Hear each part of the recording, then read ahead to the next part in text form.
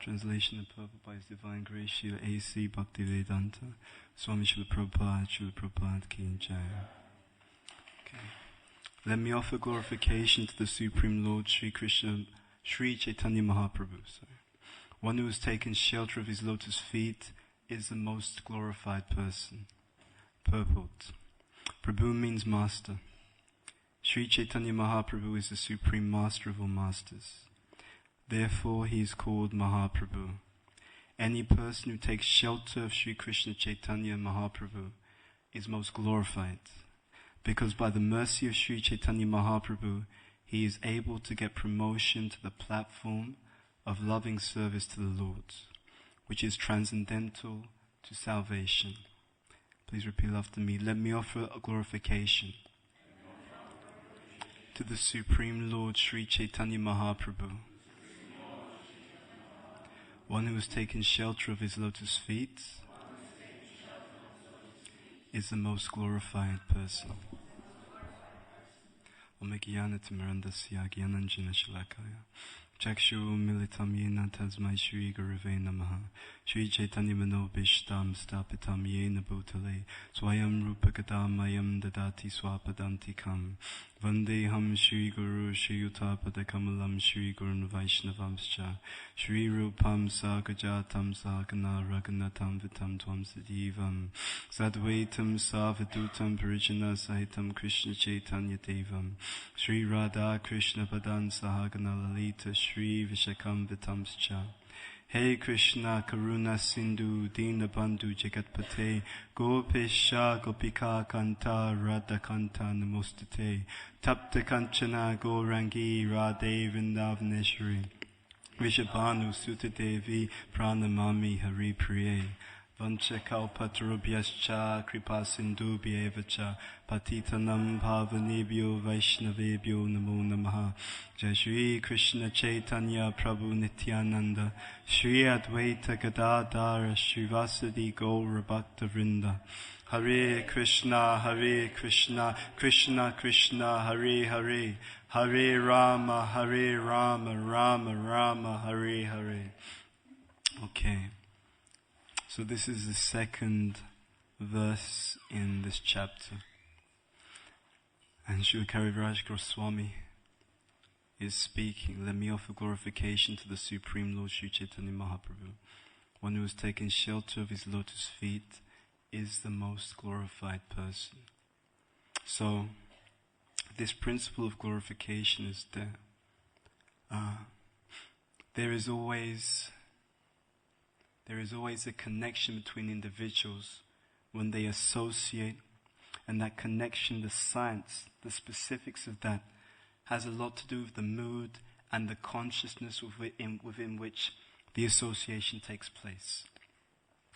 When, as devotees, we revere personalities, when we glorify personalities, when we glorify anyone in a very deep and heartfelt way, we actually imbibe a certain degree of the qualities of those individuals.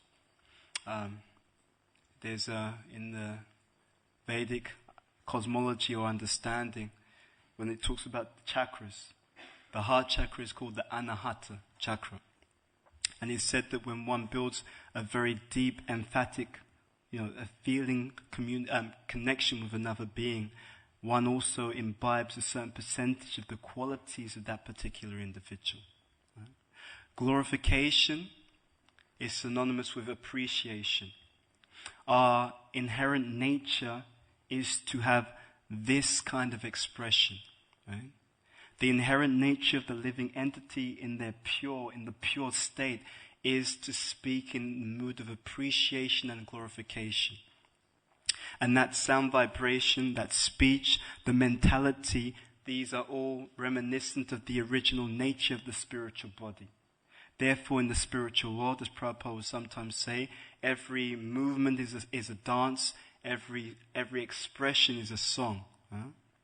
So here, this is speaking about it from the other point of view. One who has taken shelter of His lotus feet is the most glorified. What does that mean? What does that mean? One who has taken shelter at the lotus feet of Lord Chaitanya Mahaprabhu is the most glorified. If we examine the situation that we are in, we find that actually speaking, every single devotee and every single individual on this planet who has some sincere expression or interest in God consciousness, factually speaking, at this present day and time is under attack. Right? Due to the very trends of modern society, you are under attack. And so when we see what's going on in the world, then we can actually analyze that, practically speaking, it's a miracle that anyone takes to Krishna consciousness. Right? If you look at the very trends in terms of how people are acting, the music, right? If you look at the dress, the entire wave of material culture is practically the complete opposite of the Vedic standard. Right?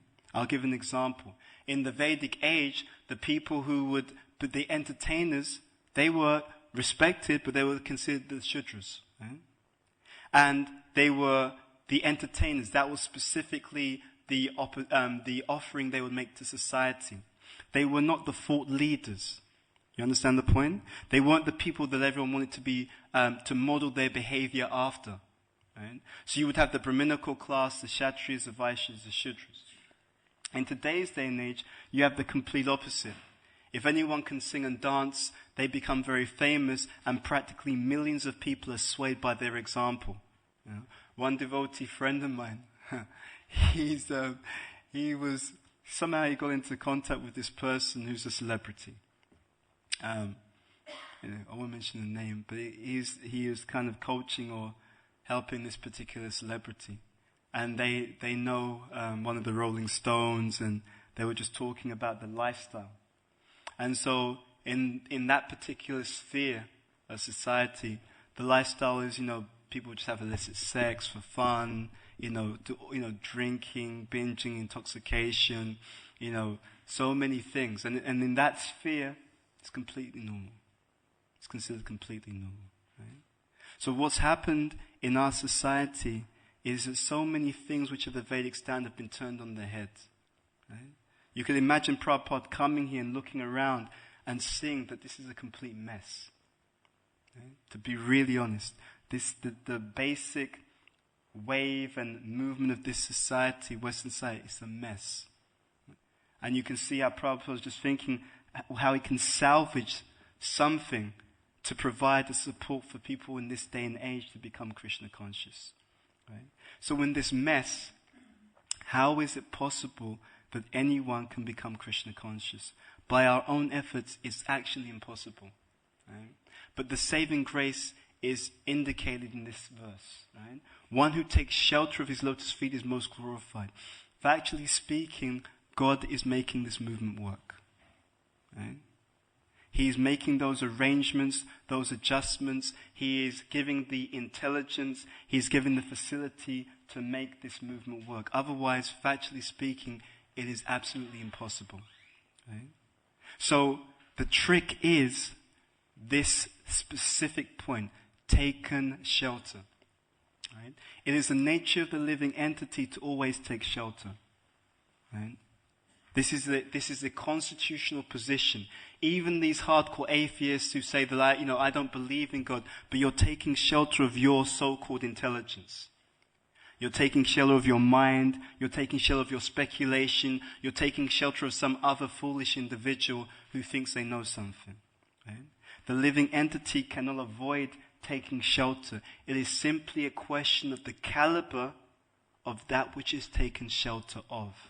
Right? And so in Krishna consciousness, this is the personality that we want to take shelter of. Lord Chaitanya Mahaprabhu. Who is what? Radha Bhava Duty Suvalitam. The combined form of Lord Krishna and Srimati Radharani. Right? The most, as Rupa Goswami says, the most munificent form. Right? Why? Krishna Prem Pradayate. There are extraordinary, powerful, unique gifts that this particular form of God gives. Right? That practically no other form gives. It sometimes becomes confusing. Well, we have so many different forms of God. right? So you can pray to any of them, but are there any differences? They're all God, right? Lord Chaitanya, Lord Krishna, Lord Nishingadev. See, factually speaking, every form of God is unlimitedly powerful, right? But when we go into this very deep science of spirituality, then we're not so much as interested in God as in the personality of Godhead, right? God is a position, but there is a personality who is occupying that specific position. And the nature of the personality has his own particular attributes, his own particular mood. For example, Lord Krishna, Lord Chaitanya, they can all give anything, right? Strength, protection. But Lord Krishna is particularly inclined to give protection, fearlessness, and strength when he's in the form of Lord Nishingadev, right? So every form can give, but in that particular form, the mood is different. And because the mood is different, there are particular inclinations that go along with that particular form, right? So this form, right, Lord Chaitanya, what is the difference between him and Krishna? It is this Radha Bhava Duty Suvalitam, right? Very, very, very unique, very powerful difference. See, he is absorbed in the mood of Radharani. Right? The mood and luster, duty suvalitam, the mood and the luster of Srimati Radharani. Right? Therefore, because she is the most compassionate, right? Therefore, Krishna Prem Pradayate. Right? With Lord Krishna, the principle is surrender. Sarvadharmat prityaja mamekam saranam vraja aham tvam sarva papibhyo moksha yeshami masucha. So you surrender first, and then we can talk about love of Godhead. Right? That is Lord Krishna's mood. Right? But Lord Chaitanya's mood is different. He is the most munificent, the most merciful. Therefore, by his mercy, by Lord Chaitanya's mercy, what is normally extremely difficult, by his mercy, it can be achieved very, very easily. Right? Now, sometimes we hear this and we don't really believe it, and it's understandable. Because, okay, I'm struggling to be Krishna conscious. But in the scriptures it says, by Lord Chaitanya's mercy, it can be achieved very easily. So where is it? Right? Where is it? Where is this prema? Right? I've been chanting for 10 years, 15 years. Where is it? Right? Scripture says very easy. Right? Very easy means it comes very quickly relative to the effort. Right? Very quickly. In fact, to attain love of God, it could in one sense be considered to be the fastest thing one can achieve, if one sees the situation in its proper context. Right? So, we have been in this material world for billions of lifetimes, envious of Krishna, developing more and more materialistic consciousness. Right? So we have a span of billions of lifetimes, not billions of years, billions of lifetimes. And then it's explained in our tradition that in one lifetime, so one lifetime out of billions of lifetimes, you can attain love of God. That's very quick. Right? 1/billions. That's very, very quick. Practically speaking, if you look at it in context, there's nothing that you do on this planet in your one lifespan in this world that you achieve that quickly in context. Right? That's what it means. It's very easily achieved. Right? Moreover, another angle of why it's very easily achieved is because it's not achieved primarily by effort. It's achieved primarily by mercy. Right? But at the same time, the effort must be there to attract that mercy. When the young child is trying to learn to walk, he is falling down, but he keeps trying. The parents become attracted to the sincere effort, and then their encouragement, their assistance makes that effort, the effort fructifies into a result. Right? So the two things must be there, as is explained in the Madhurya Kadambini. Vishwanath Chakravarti Thakur explains this. The effort attracts mercy. So, one who takes shelter at the Lord's lotus feet is the most glorified person. The other respect in which they're most glorified is that they become the instrument to achieve things that, factually speaking, they don't even have the qualification to achieve. Right? It's a very wonderful thing, right? How does it feel to be utilized by God, right? Very, very wonderful. I was explaining a point in one class in the London Temple. See, every single devotee, every single person who comes to Krishna consciousness is empowered. Every single person, without a doubt, right? There is simply a question of the degree of empowerment and the nature of such empowerment, right? Now, let's give an example in this respect, an illustration. If you think back, hopefully there aren't too many examples, but when you think back to people who have been in this movement, who have been big leaders, right? Notice what happens. In this movement, they're big leaders. They're inspirational. They have followers. They have access to resources. So many things. Now, when that person leaves Krishna consciousness and they go into the outside world, do you hear about them having followers? Yes or no? No. Do you hear about them inspiring anyone? Yes or no? No. Do you hear about them having access to big resources? Yes or no? No. That means that when they leave that connection, that shelter, then everything changes, right? When they leave, when one removes himself from that position, that means that the spiritual energy is no longer descending on that person, working through that person. So when they're moving out of that paradigm, then it's just their karma, and you get to see the stark difference, the very stark contrast between the individual in connection with spiritual energy and what they're able to do, and when they are out of that connection, you get to see very clearly the two different states. Right? So as we move out of that connection, then the Lord, He wants to work for us, but we've said, no, thank you. I will do my own thing. I will do this by myself. Right?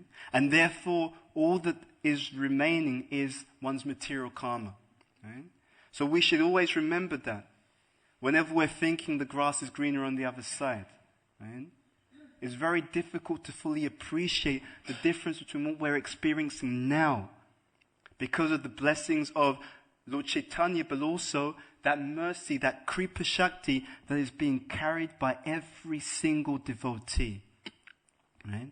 Every single devotee's Kripa Shakti, they carry God's own potency, His own mercy, and distribute that to others. So in the paradigm, in the culture, in the community of Vaishnavas, we experience so much more than we are qualified to experience. This is the meaning of this statement of glorification. God is glorifying us. Factually speaking, not that we deserve to be glorified. That is not the mentality. But the nature, the compassionate nature of Srimati Radharani, which is moving Lord Chaitanya. Her compassionate nature, her desire to give all opportunity for every living entity to come back to the supreme paradigm, the supreme Goloka Vrindavan. That is what is working in this international society for Krishna consciousness. Right? So what we are experiencing factually is that we are existing and living in a miracle. Right? The devotee is like that. You are existing and living in a miracle. How much we drink and take advantage of that miracle, that is down to us. Right? Mercy is always offered. But how much we receive, that is down to us. So often, the mentality is to look at the qualification of those outside of us. But the trick is to try and work on our receptivity. Right? We are not so much workers. We are the recipients of mercy. What does mercy mean? Mercy means that which you are not qualified for. Right? We shut ourselves off from mercy by insisting upon the recognition of our own qualification. So mercy can be given, but there is also a science to receive that. The more the devotee thinks, I'm qualified, I deserve this, right? You ever had one of those days you think, I deserve better than this, right? These devotees, they're treating me like, I deserve better than this, right? I'm pretty up there, I don't like to boast about it, but, actually, I'm pretty staunch, right? I deserve better than this. But everything is glorification. It is so interesting. In the Srimad Bhagavatam, it is explained that one of the reasons why Krishna puts his pure devotee in difficulties is because unless you go through difficulties, your success isn't really so much a glorification. Right? If Prabhupada comes to the West and everything's easy, he's a Nitya Siddha, he comes, sets foot in New York, everyone bows down, surrenders, it's not such a glorious thing. Right? It's not so glorious. Because, everyone will turn around and say, look, he's a pure devotee, what can you expect, right? That's what Krishna's going to do for him. But my situation is different. Why is Prabhupada glorified? It has a lot to do with the fact that he comes against all odds, right? Against all odds. Externally, an old Indian gentleman coming to America doesn't know anyone. Hardly has any money. You would think he's foolish. Right? Some people would look at him and say, are you foolish? I mean, you haven't, what do you think you're doing? Where's your strategy? Right? You haven't worked out, have you made your contacts before you came to America? Made a few phone calls, made some arrangements, what do you think you're doing? Are you mad? Have you lost your mind? You've come by yourself. You've had 2 heart attacks on the way there. Right? Before Prabhupada left India, there was a newspaper article which was published, right? In the newspaper article, Prabhupada has told the reporter, I'm going to America, I've got thousands of followers, big temples, all of this kind of stuff. He didn't have anything. Nothing. He came to America, he didn't have American currency. Right? That's faith. That's faith in this statement. One who has taken shelter of his lotus feet is the most glorified person. That is the means of glorification. That one is trying, hope against hope, but one has this supreme faith that if I'm doing what this person tells me to do, right, I can't do it. But if I'm doing what he says, he will make all arrangements. That means there's great faith, there's great appreciation. There is the symptoms of a very real, deep and realized relationship. Prabhupada is coming here. He has realization that I can fully trust this person. He'll take care of me. Right? He's taken care of me before. He's taken care of me now. He'll take care of me in the future. Do we have that kind of faith or realization? And are we doing what is necessary to develop that? It is wonderful to be used as an instrument in the hand of God. It is wonderful because then you become awed even just by looking at what has been achieved around you. Right? But it requires gratitude, consciousness, and appreciation. What is Krishna doing? When that devotee gives you a hard time, right?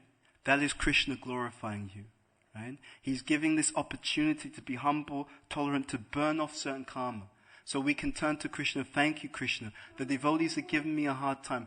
Thank you so much for checking my false ego and helping me to become grounded in Krishna consciousness. The funny thing in Krishna consciousness is one thing can look like something else. Right? Mercy can look like chastisement. Opportunity can look like restriction. Jai Shishi Radha Gokulananda ki Jai Shishi Sita Ram Lakshman Hanuman Shishi Gaunita Guru Parampara Srila Prabhupada Tulsi Maharani ki Jai. One thing can look like something else. But factually speaking, you only experience one thing in Krishna consciousness. Through every test, difficulty, challenge, and reversal, the only thing we experience is mercy. Because factually speaking, every single person who is taken to Krishna consciousness, they're living in a miracle. Every single one of us, without distinction, is living in a miracle. But do we see it? Pasyan api na pasyati. There are those who see, but they don't actually see. Now, if we get this point, it also has very huge ramifications. Right? This movement can be spread all over the world. Even the most sinful, negative, critical, atheistic person, they can take to Krishna consciousness. Why? Because of this person's mercy. Because of Lord Chaitanya Mahaprabhu's mercy. In the Bhagavatam we hear about Jai and Vijay coming, right? So they accept to come to this material world 3 times, right? So they come as Hiranyakashipu and Hiranyaksha, right? They come as Ravana and Shishupal. They come as Dantavakra, and who's the other person? Kumbhakarna, that's it, right? But so in the Bhagavatam it says they come 3 times, right? So how many times do they actually come to this world? 4 times, right? They return to the spiritual world, they come again as Jagai and Madai. Now, according to Shastra, Jagai and Madai, they're rapists, right? There are certain Shastras which say that they're rapists. Not just rapists, pedophilic rapists. They raped children, right? That's how intensely sinful. So how does, you could imagine that, people would say, well, these guys, there's no question them becoming devotees. It's intense, right? But the whole idea is who runs everything, right? Who runs everything? When we think that it's down to us, we run everything, then of course we're limited. But this is a person who runs everything. So in the purple, Prabhupada says, Prabhu means master. Sri Chaitanya Mahaprabhu is the supreme master of all masters. This is the real purport of Ahamsa Vasya Prabhu Mata Savam Pravatate Iti Matva Bhajante Mam Bhutabhavana Samamvitaha. Everything is coming from this person. Everything. Without fail. Right? Nothing is outside of his control. So if we understand that, and if we have that mood that I'm going to be the instrument, I'm going to do what is necessary, I'll put myself in that position, but factually speaking, God, you have to do it. Krishna, you have to do it. Because unless you help, there's absolutely no way that I can do or be used to achieve anything. Right? It is not so much a faith proposition. It is a philosophical fact. Right? It is a philosophical fact. As Prabhupada says, man proposes, God disposes. Right now in this room, the living entity, every single person in this room, you're simply proposing. Right? You are yawning, that was a proposal. That proposal went to the super soul. The super soul considered, okay, yes, you have the karma or the mercy to yawn. Therefore, I will allow this body to yawn. That's all that goes on. Right? We say, I yawned, I coughed, I did this and that. Factually speaking, the living entity just proposes. Doesn't matter whether you believe in God, don't believe in God, atheistic, whatever faith you have, makes no difference. It is a philosophical fact that God does it. Whatever that's been achieved, it has been achieved by the mercy of God, because there is no other way of things happening. Nothing happens without the mercy of God. Now, there are 2 classes to this. There is Krishna's will and Krishna's sanction. Right? Krishna doesn't will that the cows be slaughtered. Right? Krishna allows that. He sanctions that. But his will is something different. Right? Sanction means official position. Will means personal relationship. Right? Krishna, as a person, wants something. He has a desire. Right? He wants that in every town, every village, that the holy names are chanted. He wants this Krishna consciousness movement to spread. He wants to glorify Srila Prabhupada and all the previous acharyas, make their word a fact. Right? Prabhupada, what did Prabhupada say? He said that this ISKCON movement, this Krishna consciousness movement, will go down in history as being the movement that does what? To save the world. Right? He said it will go down. So that means there's 2 things going on. Either Krishna's going to allow Prabhupada to be a liar. It doesn't work. Prabhupada said it, but it didn't happen. Or it's a foregone conclusion. You understand the point? Therefore, of the 2, factually speaking, as Vaishnavas, we know this is a foregone conclusion. It means that factually speaking, the only thing between us and this entire world, right, the mass spreading an acceptance of Krishna consciousness, the only thing between now and then is time. Right? Time and people stepping forward to be instruments to achieve that. Right? Krishna's going to do it, and he wants to give the credit to someone else. There, the most glorified person. You can't be more glorified than being used as an instrument in the hands of the Supreme Personality of Godhead. It doesn't get better than that. Right? What God does using you, it doesn't get better than that. Right? It does not get better than that. Krishna speaks to Arjuna on the battlefield of Kurukshetra. Arjuna, look around you. You see this opposing army, Arjuna. Don't worry, every single one of them, they're dead. Right? Doesn't matter what bravado, the Kshatriya bravado, I'm there, we've got all these, weapons and so on. Doesn't matter. Every single one of them, they're dead already. Right? I want you to be the instrument though. Right? So there's a foregone conclusion, and then there's us, and then there is the distance between us and the inevitable. Right? This is mercy. Mercy means the distance between you and that which is inevitable. Right? That's called, that distance, that is mercy. Right? So if we want to, we can step forward to be used as instruments in the hands of the Supreme Personality of Godhead. Right? And let's be honest, even in the conditioned state, we like to be glorified, right? You like to be glorified, don't you? Don't you? Don't you? Right? Yes. Right. You don't have to be shy about it, When you give class in this temples, people are always thinking about giving the right answer. So you'll say to them, do you like to be glorified? Oh, no, Prabhu, no, me, no, no. And you're thinking, yes. I like it. A bit more. I'll give you my biography. You can have a few more things to glorify me. The living entity is like that.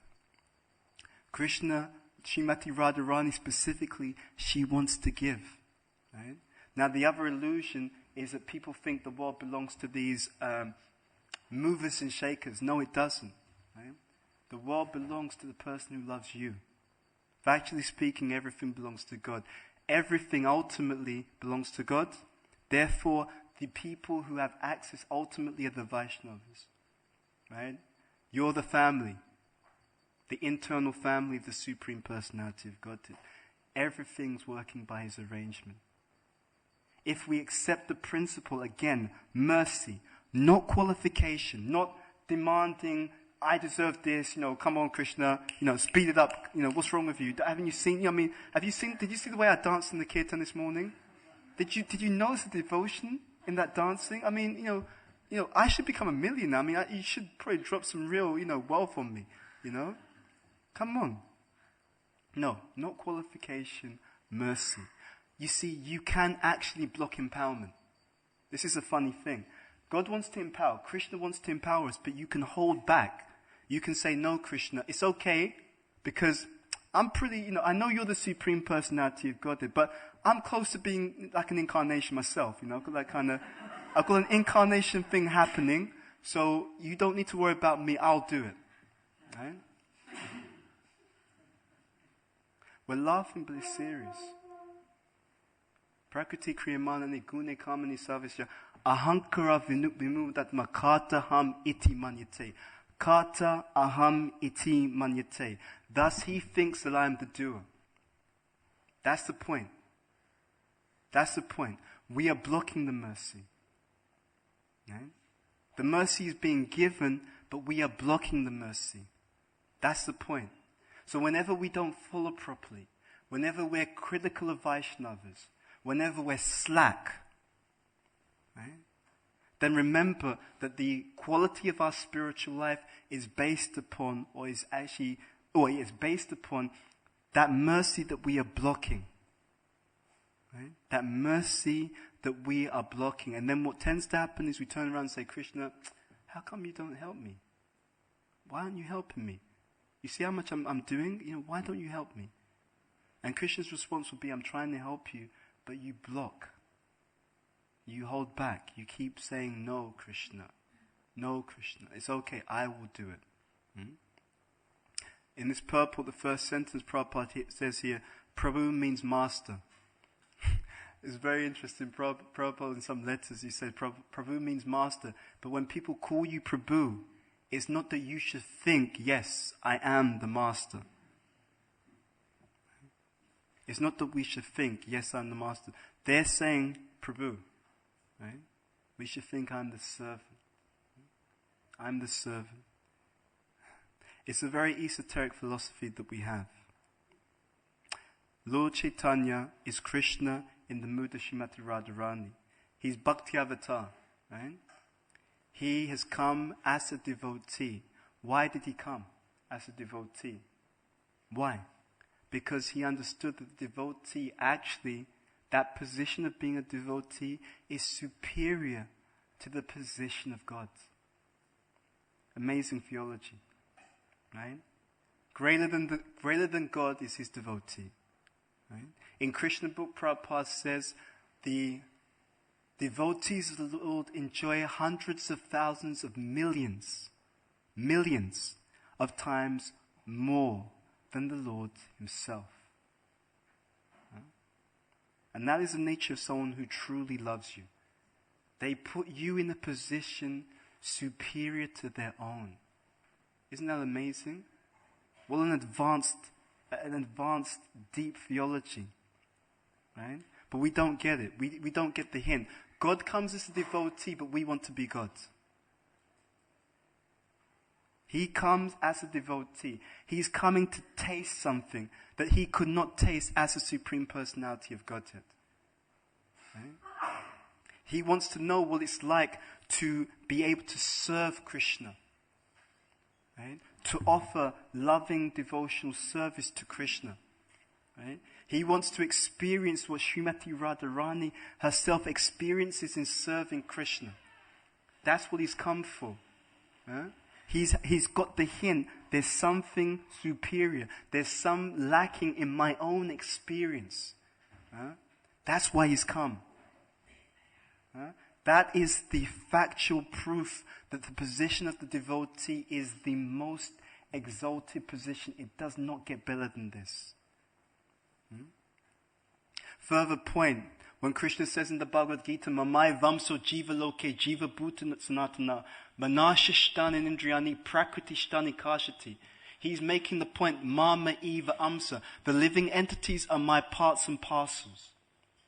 That means that because we're part and parcel of Krishna, there's no question. The idea of happiness in separation from Krishna, it does not exist. Unless there's service to Krishna, the living entity cannot be happy. Cannot be happy. They can get the chapala sukha, but chapala sukha means that you are doing something today that's going to cause you so much intense suffering tomorrow. Right? Meditate on that. Right? I see devotees all the time. They think they're being very clever. I'm being a bit, I'm a devotee, but I'm a bit edgy. I'm a bit dangerous. I've got a material side. Watch out for me. Be careful, Prabhu, because I'm a bit dangerous. And then the devotees are like, yeah, watch out, Prabhu. He's a heavy devotee. He's a big devotee. No, you're not.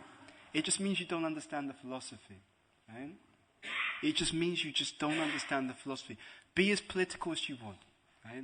Be as heavy as you want. Carry your material conditioning into Krishna consciousness as much as you want.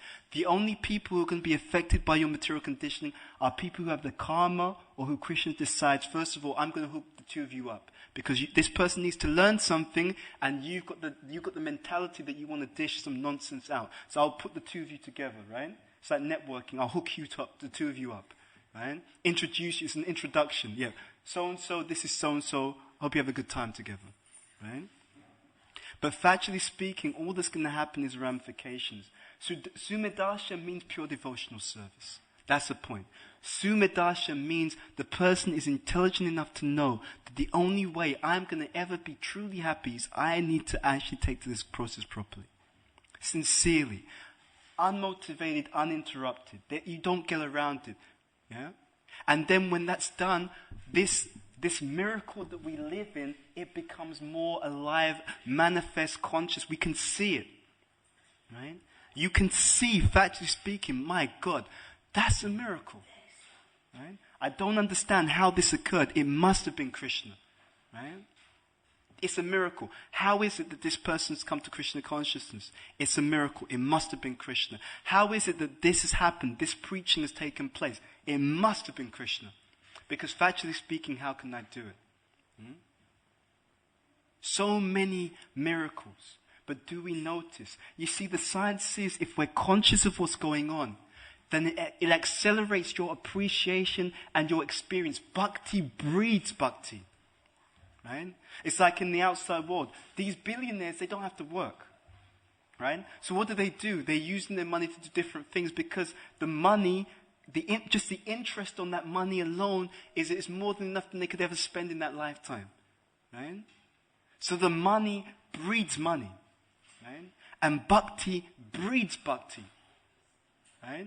The more you recognize, the more you have, the more you appreciate, the more that comes.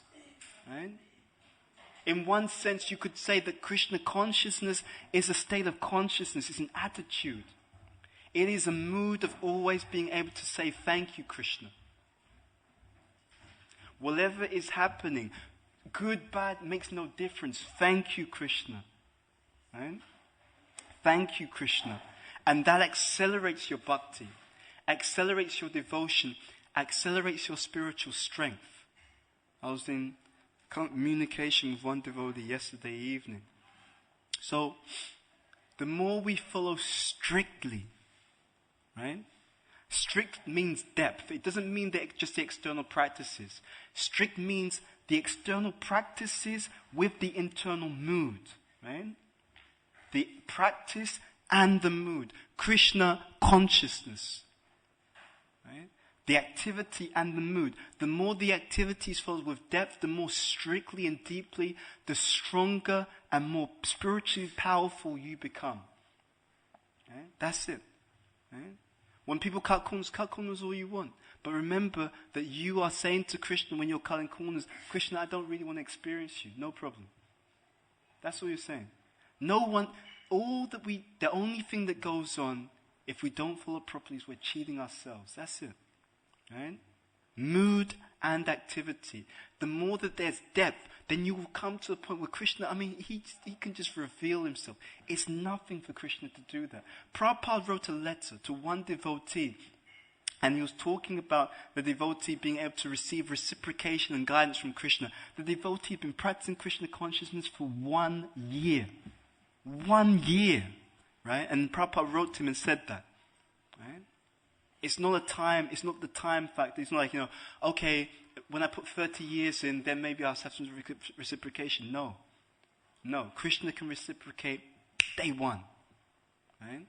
Day one. I know there was one ISKCON guru, one of his relatives came to the temple, was standing in front of the deities and was just thinking, because that person was from another religious background. And he was looking at the deities, I think it was a Christian background. And he was wondering, is this process real? Is it, or is this just another belief system? And the deity spoke to him and said, you're going to have many experiences like this. Right? Like that. The movement's full of miracles. Full of miracles. So many experiences. Right?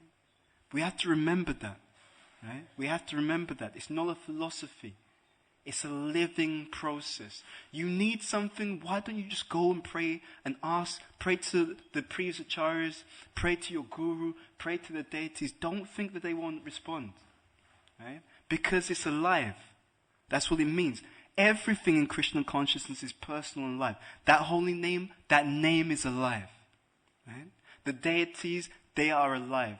Even this teaching, the Shastra, the philosophy, this is also alive. You need some help, you open the book, somehow it just happens to be on something that you needed to hear at this particular point in time. It's alive. Right? And if we're conscious, then you see how alive it is because it's reciprocating with us. What is Krishna trying to teach me through this experience? Did you catch the point?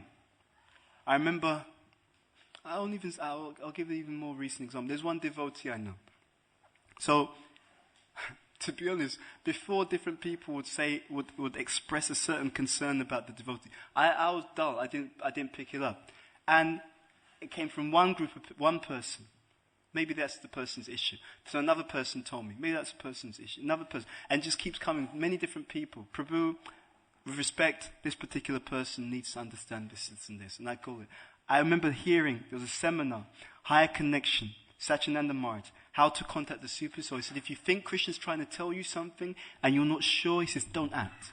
He said, if it's coming from Krishna, you get the message again and again and again. Have you ever had that experience? Right? One person tells you, well, maybe that's just that person. Maybe that's their opinion. Then someone else tells you independently. Then someone else tells you. 2004, I was thinking there was a trip, a retreat, and my spiritual master was going there. And I didn't really have the money to go. And the retreat was happening around summertime. But from the beginning of the year through to the summer, different devotees were telling me, Prabhu, you should spend some time serving your spiritual master. One person told me, well, maybe that's just their opinion. Okay. I'll just put it in the back of my mind. Someone else told me, Prabhu, I think you should spend some time serving your spiritual master. Well, they're saying that. Maybe it's just their idea. So a few people told me, so I called my guru up and said, Maharaj, many devotees keep telling me that I should spend some time serving. So I'm thinking maybe Krishna wants me to spend some time serving you. So he said to me, okay, if you can come. So I went to America, that trip. After the trip, he got cancer, and all these plans changed. I was thinking, I won't go because his schedule is such that after the trip, he's going to come to England. So why will I spend my money to go to America when he's going to come to England? Doesn't make sense. Right? Are you listening? Do you hear what Krishna's trying to tell you? Right? The warnings, the encouragement, the guidance. Prabhu, you should be doing this. Do we listen? See, don't think that, the devotees are separate from Krishna. They're the mouthpiece. Are we listening to what Krishna is trying to tell us? And more than that, do you elicit that feedback? Prabhu, how can I improve? Are you ready to really hear how you can accelerate in Krishna consciousness? How we can, not that we should aim for this, but you will, in that acceleration, be like this most glorified person. God wants to glorify us. If the Supreme Personality of Godhead wants to glorify you, how hard you must be working to stop Him glorifying you. How hard He's all powerful, but still, somehow I managed to stop Him, Don't worry about it. I stopped Him. I really, I sorted Him out. Yeah. Amazing. We should try and listen. See, that is the purple of attentiveness. It's not just attentive chanting. But the mood in the chanting spills over into everything. The mood in the service spills over into everything. So if we're inattentive, then it spills over into everything. Then we can't hear. Right? Krishna's trying to help people, we can't hear it. I can't hear Him. Right? He keeps trying to tell me something. I can't hear Him. I can't hear Him because whatever happens, I cannot give up my ego of being the controller and the enjoyer. I can't accept that I'm His servant. Yeah? And that's why the relationship with Him doesn't work, and that's why the relationship with other people doesn't work either. Because unless you serve, no relationship works. Right? I mean, I'm going to say this. I hope it doesn't offend anyone, but I'm going to say this anyway. I've seen so many people, so many of us, I have to be included in that. When we go into different situations and different relationships, we get smashed. Why? Because the persons who come into those relationships thinking that I'm coming here to be served. It doesn't work. It doesn't work.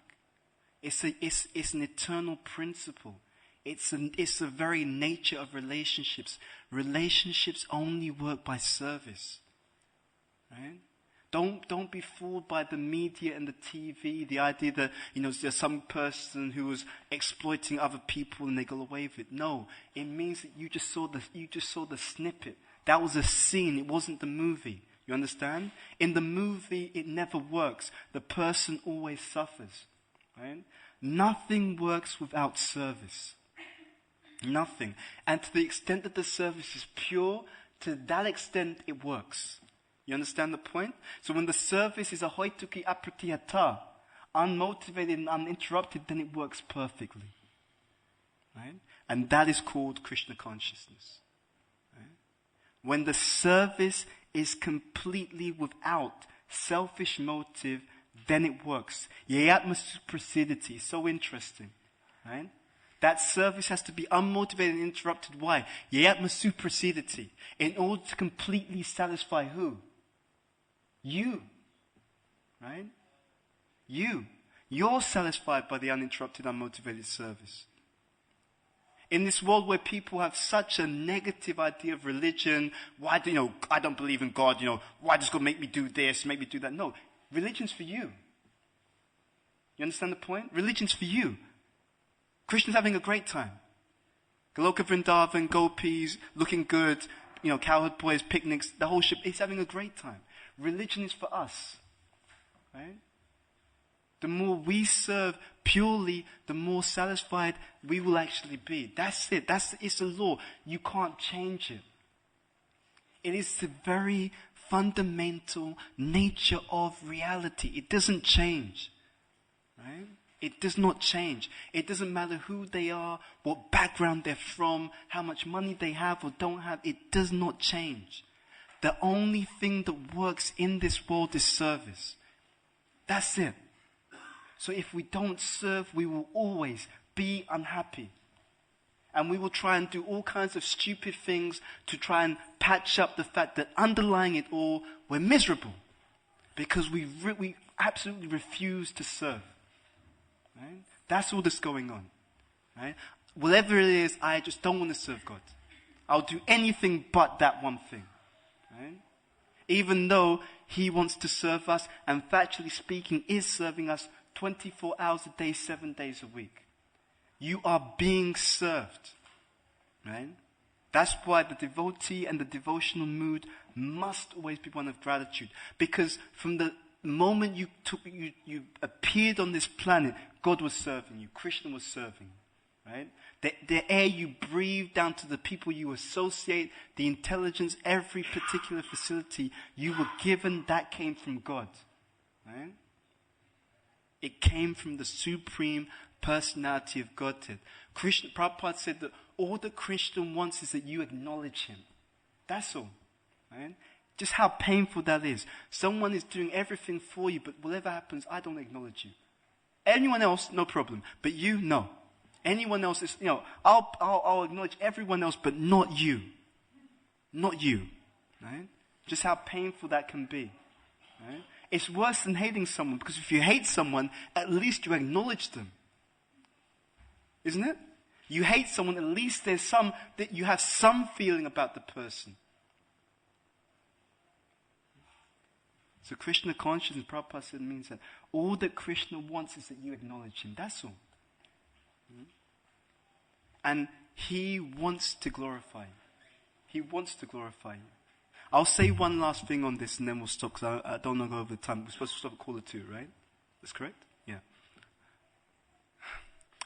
So the one last thing I wanted to say about this is that we should learn the science of being satisfied in offering the best we can, being in the correct position and being satisfied in that, and also being happy for other people. If someone achieves something in Krishna consciousness and you are pleased, sincerely, you cultivate that mood of being pleased for them, you also gain the benefit of their service. There are so many subtleties to Krishna consciousness like that. You gain the benefit of what they do. Right? That's actually what's going on. We think, well, they've done that, why did they achieve that? Well, why not me? But if you're pleased for them genuinely, if you cultivate, it's a practice. We can cultivate it, practice that, serve them. That's good because it uproots the fundamental reason why we're in this prison in the first place, which is envy. Envy is uprooted by service and glorification. Right? The more we glorify and serve Krishna, the more our fundamental existential envy of Krishna is uprooted and thrown out. Right? There is no happiness outside of Krishna consciousness. So if we learn to be happy for other people, you accelerate. Yeah? Right now, there are millions of living entities who are ready to come to Krishna consciousness like that. Right? And Krishna's already set them up. He just wants someone to take the credit. Who wants to take the credit? Who wants to take the credit? Okay, we'll deliver the entire world. Who wants to take the credit? Right? We'll arrange Krishna conscious, countries. Who wants to take the credit? Right? That's what is going on. Right? So please remember, we're living in a miracle. Right? We are living in a miracle. It's simply, do we recognize that? And will we cultivate this service mentality? Because in Nectar of Devotion, Prabhupada says, more important than the service is the service mentality. Okay? Okay, so we'll stop there. Shri Chaitanya Charitamrita ki jai. Srila Prabhupada ki jai. Janitai Go Premanandi Hari Hari Bol. Do we have time for questions? Is that okay? Okay, sorry for going over time. Anyone with a question?